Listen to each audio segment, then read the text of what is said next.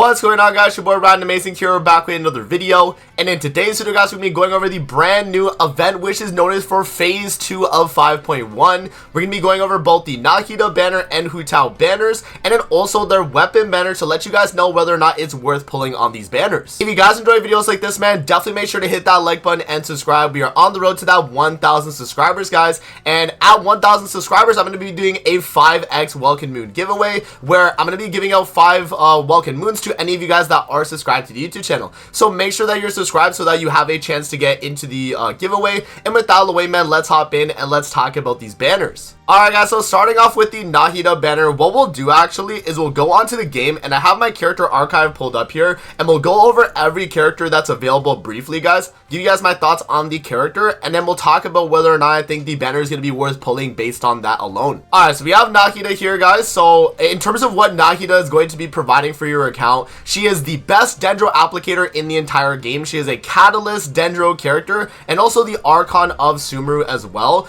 Now, in terms of what her talents are actually providing for your team, her normals are going to be Dendro infused, as she is a a catalyst, so you have Dendro normals. Her elemental skill here is going to be AoE Dendro damage through a kind of an effect where it's off-field Dendro. What it actually does is that you do a little like camera, and any character that's in the camera will get applied with this Tri-Karma Purification trigger, and it's going to do a ton of damage in intervals, right? So that's kind of briefly how that works. And then the illusory heart right here is going to be buffing your team based on characters on your team. So if you have 2 electrodes, you get a trigger interval decrease. If you have 2 pyro, you get pyro damage bonus. If you have hydro, it extends the duration of the buff. And you guys can see that all of these are dependent on if you have 1 or 2 of these types on your team. Another thing that's important about Nahida too, guys, is that she does increase her elemental mastery of her party by 25% of the highest elemental mastery on the team. So that's definitely important, and that's why you do want to build her in that sense. And then she also is increasing her crit rate and bonus damage based on the amount of EM that this character has too. So she's very, very easy to build. She's a very strong character at that as well, guys. So I think Nahida, in terms of like pull value, is very, very high. One of the top pull values in my opinion, and just a strong character at that. Alright, guys, let's move on to Hu Tao now, and let's actually talk about what Hu Tao is able to provide for your account. If you're looking for a character that's going to be a pyro DPS that still is competent to this day, Hu Tao is still going to be great. Is she Arlecchino? Definitely not. But can she still compete in the latest Spiral Abyss and do good? 100%. Now, in terms of what Hu Tao's kit is actually doing, guys, she has her normals and her charge here. This is actually very important because you're going to be leveling this up, as her elemental skill is actually going to infuse her normals based on her HP that gives an attack bonus to pyro damage. You can see right here, converts attack damage to pyro damage, which cannot be overridden by any other elemental infusion. Charge attacks apply the Blood Blossom effect to the enemy's hit and increases Hu Tao's resistance to interruption. So you just get a bunch of damage bonus. You can see here that the enemies do take pyro as well with the Blood Blossom, and you can see here that you do get a massive attack percent increase based on the amount of HP that you lose when you do the elemental skill. And Hu Tao does a ton of damage with the skill, guys. Going into the charge attacks here, she has pretty good charge attack percents as well. Again, this is at level 1, but with higher percents, it's obviously going to be really good. And then moving on to her elemental burst here, guys, this is how you're going to actually heal Hu Tao. She does a AoE of pyro damage, which is going to heal her HP a good amount. And depending on when you actually do use this burst, either when you're at low skill HP skill, or if you're at skill HP regeneration in general, you're actually going to heal a certain amount of HP back depending on what your HP actually is. So this is actually a very, very good skill. And let's say Hu Tao gets really, really destroyed, you're taking a ton of damage, you drop the burst, and you heal up a ton just by doing that. Alright, and the next thing right here, guys, is that she also does increase her allies' crit rate, excluding herself though, so she has some type of support right there. And then yeah, whenever she's less than 50% HP, she does gain pyro damage bonus as well. So overall, guys, do I think Hu Tao is a good character nowadays? I definitely do. One thing that I will say is important for Hu Tao though is this C1, and I think it's super important if you're trying to have this character and be successful with her, where this actually allows your charge attacks to not consume stamina. And if you want to use Hu Tao effectively, this constellation does increase your damage by a very good amount because of the fact that you don't have to worry about your stamina when doing charge attacks.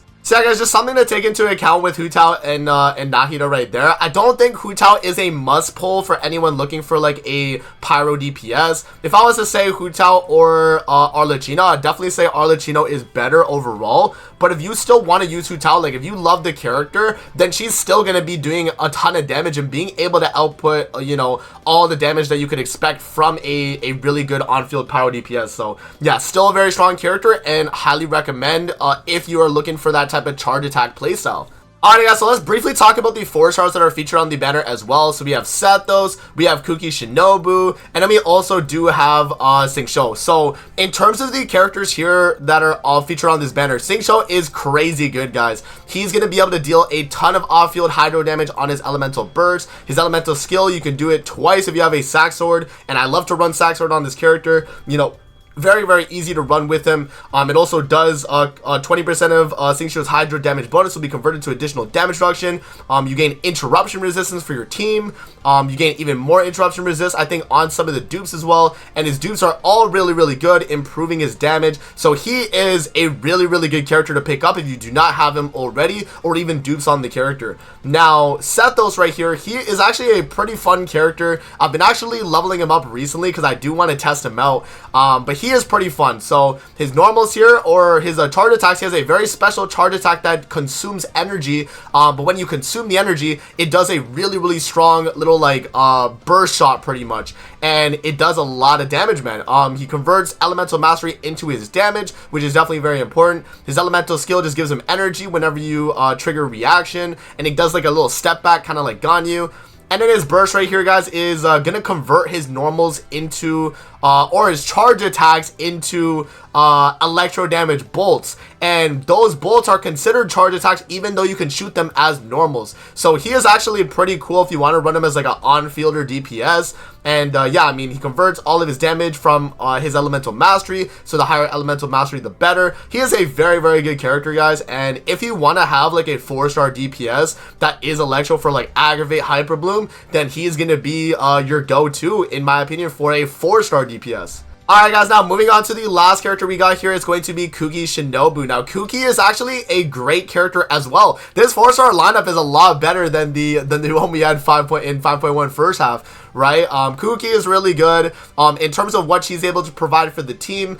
She is one of the best drivers for Hyper Bloom, in my opinion. She is very good. She's a healer. She can be a driver for Hyper Bloom, and she applies a ton of electro on her burst to where you're pretty much proccing all of the blooms to Hyper Bloom onto the enemy. So if you're looking for a Hyper Bloom type setup, this is a very must pull type character to have on the team. And the thing is, which is crazy, guys, is that because Xingqiu's on the banner, you get Xingqiu, you get Kuki Shinobu, you get Nahida, which you pull, and then you can run on-field Sethos, and you can actually build a full Hyper Bloom team just by summoning on this banner, which is kind of insane. So yeah, really good stuff right there from these characters, and I think in general, this is a very good banner to pull on. So overall, guys, do I recommend you guys summon on the Nahida or the Hu Tao banner? I would definitely recommend the Nahida one, guys. There's more synergy as well with the 4-stars. All the 4-stars work alongside Nahida as well. If you're trying to run a aggravate team, you can run Sethos main DPS aggravate and have Nahida off field. You can run Nahida on the Hyper Bloom team. You do Xingqiu, Kuki, Nahida, and then you run like a another driver or something, or you could run like a healer, right? Really good stuff with that. And Hu Tao, I would only say is if you go for C1 on Hu Tao specifically, because C1 is super important for this character to feel good on your account. At C0, she's not really going to be competing with like Arlecchino or any other crazy pyro DPS nowadays. But with that C1, she definitely feels very competitive and still a very strong character. So in that sense, if you do care about that, then go for Hu Tao. But other than that, guys, I would say that she is a fairly easy skip, especially if you're going to be saving for someone like Arlecchino. Alrighty guys, so now moving on to the weapon banner right here. Staff of Homa and 1,000 Floating Dreams is a pretty good weapon banner. Staff of Homa, if you guys don't know, is a very strong polearm. It's very universal. There's a lot of people that have it best in slot. You know, Zhongli, you know, Candace, you have Hu Tao, obviously, you know, DPS like Yao Yao, or like Toma can obviously benefit. Pretty much any character that can gain like HP as well. Obviously, you will take advantage of this. And yeah, no, I think it's a very, very good universal polearm. Pretty much every DPS can take advantage of it. And yeah, it's just really, really good. A Floating Dreams is okay, you know, definitely kind of very niche for Nahida specifically, but if you are pulling for Nahida, getting 1,000 Floating Dreams is actually going to be a very, very good weapon for her specifically. Now, for anyone else, is it really that good? Probably not. But in general, it is definitely a best in slot for Nahida and really, really good for her. So if you do pick up like a Staff of Homa and a 1,000 Floating Dreams, those can be both really good for your account. You know, Staff of Homa is very universal, and then 1,000 Floating Dreams will buff your Nahida to where she's able to buff the team as well. Alright guys, so in terms of the 4 stars right here, we got Fruitful Hook, which is going to be the new Claymore. You have the Perception Eye, I forget exactly what this one's called. You got Dragon's Bane, I think it's Lion's Roar, and then you have Favonius Warbow. So overall, it's not too bad in terms of the filler on the 4-star lineup right there.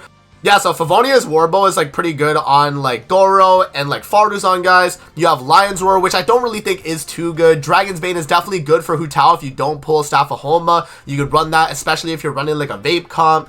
The Perception Eye weapon I don't think is that good. And then Fruitful Hook, I actually just don't know the skill for it yet, so I'm not too sure on that. But is this a worthwhile summoning banner, guys, for the weapon banner? In my opinion, probably a skip, unless you really like are pulling for both the weapons. Like if you care for both the weapons, then this banner gets a lot more value. But if you're only like hunting for like Staff of Homa, or you're only chasing 1,000 Floating Dreams, it's not going to be worth it, guys. Just run Sack Fragments on your Nahida, or just you know, pull a Dragon's Bane off this banner, or use you know, one of the like free 4-star polearms, and you could actually get away with that instead of getting Staff of Homa as well. So yeah, guys, those are my final thoughts right there on the banner. So I definitely recommend you summon on Nahida if you don't have her already, at least for C0. Now, Hu Tao is not a must summon, but if you do like the character, definitely pick her up. And then the weapon banner, I'd say, is also not a must summon, guys, unless you're chasing both the main weapons on the banner. Other than that, it's not going to be worth summoning, in my opinion. So I hope you guys do enjoy the video, man. That's going to be my thoughts on the 5.1 second phase. Hope you guys did enjoy, and we'll see you guys on the next one, man. Peace out, guys.